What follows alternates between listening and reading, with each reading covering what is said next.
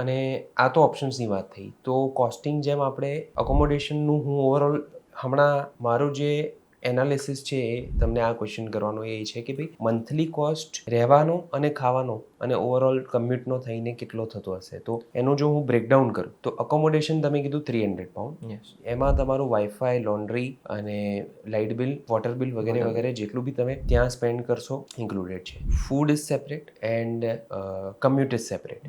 તો ફૂડ અને કમ્યુટનું per day કાં તો ઓવરઓલ મંથલીનું અપ્રોક્સિમેટ એક્સપેન્સ શું હશે? લાઈક હું મંથલી વાત કરું તો અરાઉન્ડલી £500 to £550 સુધી હું પહોંચું. બધું combined રાઉન્ડ અબાઉટ ઓવરઓલ બધું જ બિલ્સ ઇન્ક્લુડિંગ એકોમોડેશનનું, રેન્ટથી લઈને મારું જે ફૂડ બધું જ જે છે, ટ્રાન્સપોર્ટેશન બી આવી ગયું એમાં, બધું જ થઈને £500 to £550 સુધી ઓવરઓલ એમાં આપણું જે મોબાઈલ બિલ હોય એ પણ ઇન્ક્લુડ, એ બી આવી જાય. એ અરાઉન્ડલી £20 જો તમે પેકેજ છે એ બી અલગ અલગ as per your choice you can આપણે બાય કરી શકીએ છીએ. તો અરાઉન્ડલી £550 સુધી રાઉન્ડ અબાઉટ થઈ જાય.